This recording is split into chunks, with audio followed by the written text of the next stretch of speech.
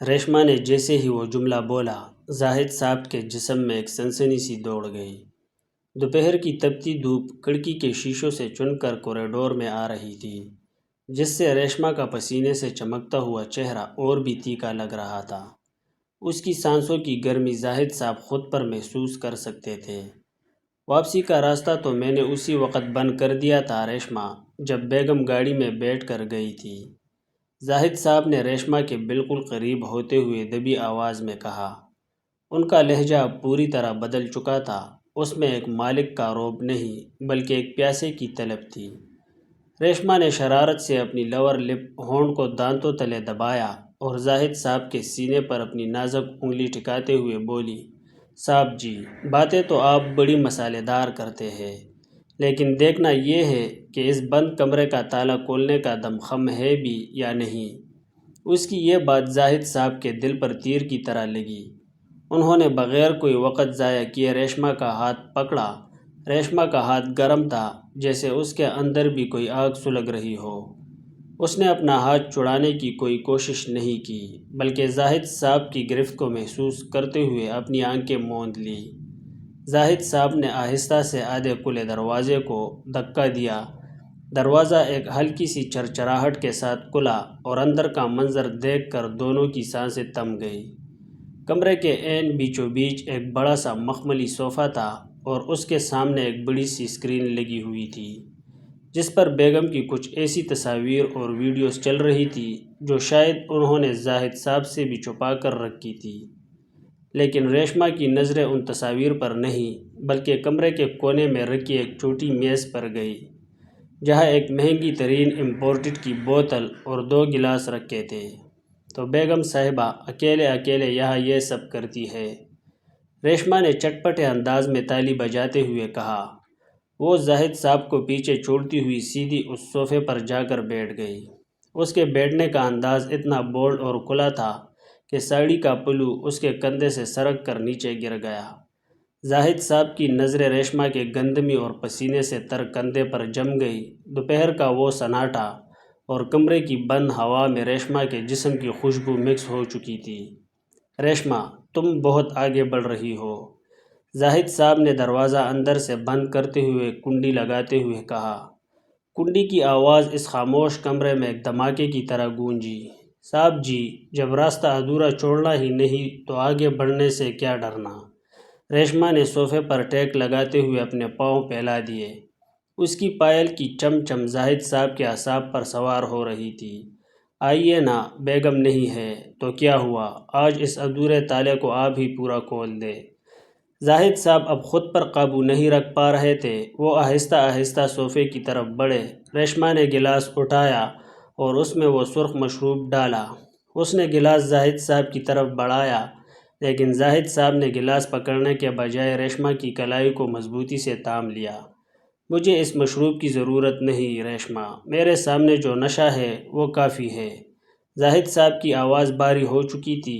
ریشما نے ایک گہری سانس لی، اس کا سینہ اوپر نیچے ہو رہا تھا۔ اس نے زاہد صاحب کی آنکھوں میں آنکھیں ڈالی اور بولڈ لہجے میں سرگوشی کی، تو پھر دیر کس بات کی ہے صاحب، دوپہر ڈلنے سے پہلے اس کھیل کو انجام تک پہنچا ہی دیجیے۔ زاہد صاحب ریشما کے بالکل اوپر جھک گئے۔ ریشما کے چہرے کا پسینہ اب زاہد صاحب کے چہرے پر گر رہا تھا۔ دونوں کے درمیان کا فاصلہ اب ختم ہو چکا تھا۔ زاہد صاحب کے چہرے پر ریشما کی گرم سانسیں ٹکرا رہی تھی۔ کمرے کی بند ہوا میں دونوں کی دھڑکنیں تیز ہو چکی تھی۔ زاہد صاحب نے جیسے ہی ریشما کی کمر کے گرد ہاتھ پھیلا کر اسے اپنے قریب کرنا چاہا، ریشما نے اچانک اپنے دونوں ہاتھ ان کے سینے پر رکھ دیے۔ اس کے چہرے پر اب وہ شوخی نہیں تھی، بلکہ ایک عجیب پراسرار مسکراہٹ تھی۔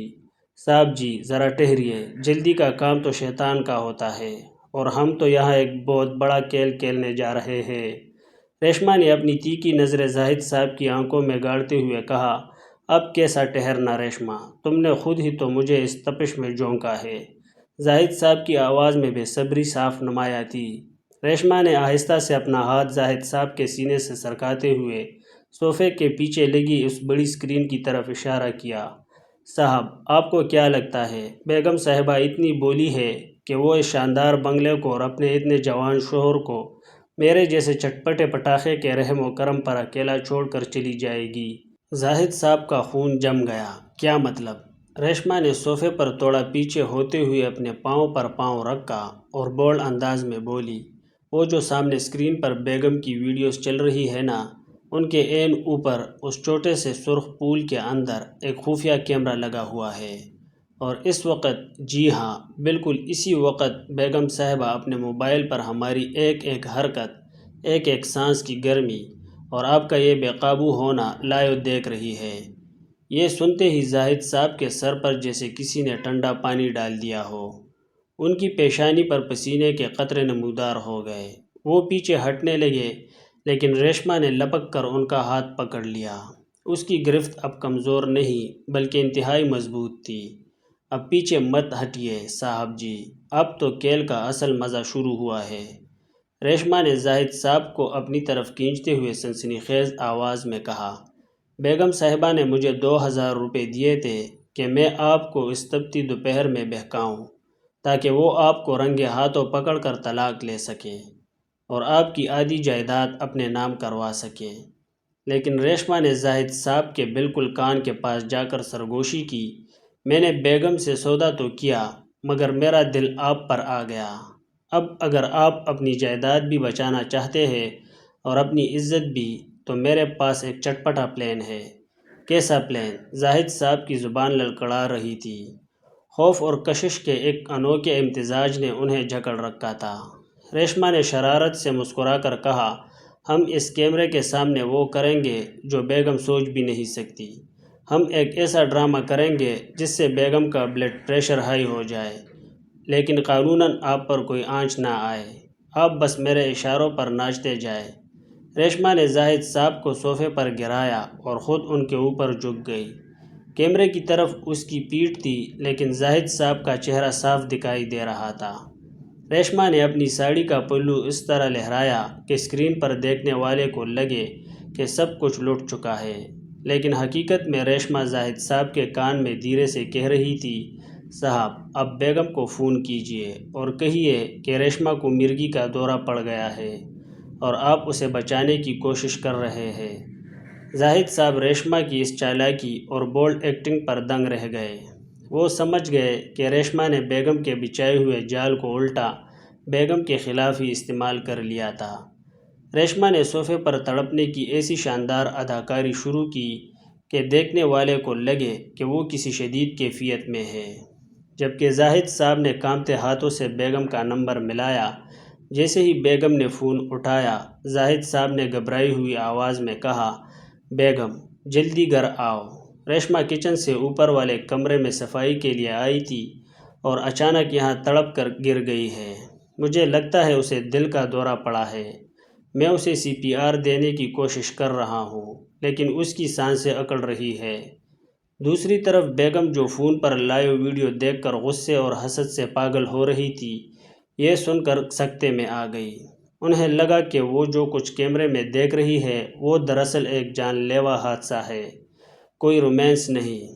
قانون کے خوف سے بیگم کے ہاتھ پاؤں پھول گئے کہ کہیں نوکرانی ان کے گھر میں مر نہ جائے اور وہ پنس نہ جائے۔ 15 منٹ بعد بیگم ہامتی کھامتی ہوئی بنگلے کے اندر داخل ہوئی اور سیدھی اوپر والے کمرے کی طرف بھاگی۔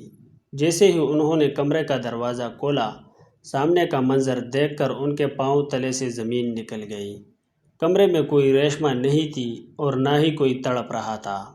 صوفے پر زاہد صاحب اطمینان سے چائے کا کپ ہاتھ میں لیے بیٹھے تھے اور ان کے برابر میں ریشما بہت تمیز سے اپنے سر پر دوپٹہ اوڑھے کھڑی تھی۔ کمرے کی اسکرین پر اب بیگم کی وہ تمام خفیہ ویڈیوز ڈیلیٹ ہو چکی تھی اور اس کی جگہ بیگم کے بینک اکاؤنٹس کی ڈیٹیلز چل رہی تھی، جو ریشما نے زاہد صاحب کی مدد سے اس لیپ ٹاپ سے ہیک کر لی تھی، جو اسی کمرے میں رکھا تھا۔ بیگم صاحبہ، زاہد صاحب نے چائے کا گھونٹ لیتے ہوئے انتہائی سرد لہجے میں کہا، آپ نے ایک غریب نوکرانی کو پیسے دے کر اپنے ہی شوہر کو پھنسانے کا جال بنایا، لیکن آپ بھول گئی کہ لالچ کی کوئی اوقات نہیں ہوتی۔ ریشما نے آپ کے 2000 کے بدلے میرے ساتھ مل کر آپ کا وہ سارا کالا دھن نکال لیا ہے، جو آپ نے میرے بزنس سے چوری کر کے اپنے خفیہ اکاؤنٹس میں رکھا تھا۔ بیگم کا چہرہ زرد پڑ گیا۔ وہ ریشمہ کی طرف دیکھنے لگی، جس کی آنکھوں میں اب کوئی شوخی نہیں بلکہ ایک عبرتناک جتانے والا انداز تھا۔ ریشمہ نے آگے بڑھ کر بیگم کے سامنے ہاتھ جوڑے اور بولڈ لیکن سبق آموز لہجے میں کہا، بیگم صاحبہ، عورت کا سب سے بڑا زیور اس کا گھر اور اس کا مان ہوتا ہے۔ آپ نے اپنے شوہر پر اعتبار کرنے کے بجائے سستے ہتھ کنڈے اپنائے اور مجھے ایک مہرا بنانا چاہا، لیکن یاد رکھیے، جو دوسروں کے لیے گڑھا کھودتا ہے وہ خود اس میں گرتا ہے۔ میں غریب ضرور ہوں لیکن اپنے ایمان کا سودا اتنی جلدی نہیں کرتی۔ صاحب نے مجھے آپ کی حقیقت بتائی اور میں نے آپ کا کیل آپ پر ہی الٹ دیا۔ زاہد صاحب کھڑے ہوئے اور انہوں نے بیگم کو طلاق کے کاغذات تماتے ہوئے کہا، تم نے میرے کردار پر کیچڑ اچالنے کی کوشش کی، لیکن آج تم خود اپنے ہی بچھائے ہوئے کمرے کے سامنے بے نقاب ہو چکی ہو۔ اب اس گھر سے نکل جاؤ۔ ریشمہ نے خاموشی سے اپنا چھوٹا سا بیگ اٹھایا۔ زاہد صاحب نے اسے ایک باری رقم دینے کی کوشش کی، لیکن ریشمہ نے مسکرا کر انکار کر دیا۔ نہیں صاحب جی، یہ چٹپٹی دوپہر اور یہ بولڈ کیل صرف بیگم صاحبہ کو سبق سکھانے کے لیے تھا۔ مجھے آپ کی جائیداد یا پیسے کی ہوس نہیں ہے۔ میں محنت کی کاتی ہوں اور محنت کی ہی کھاؤں گی۔ بس دعا کیجیے گا کہ اب کسی اور گھر میں کوئی بیگم اپنے شوہر کا ایمان سستے میں تولنے کی کوشش نہ کرے۔ ریشمہ سیڑھیاں اتر کر بنگلے کے بڑے گیٹ سے باہر نکل گئی، جہاں تپتی دوپہر اب دھیرے دھیرے ڈل رہی تھی، اور پیچھے بنگلے کے بند کمرے میں بیگم اپنی تذلیل اور لالچ کے ملبے تلے دبی خاموش کھڑی تھی۔ یہ کہانی سننے والوں کو یہ سبق دیتی ہے کہ شک، مکر اور فریب کی بنیاد پر بنائے گئے رشتے کبھی کامیاب نہیں ہوتے۔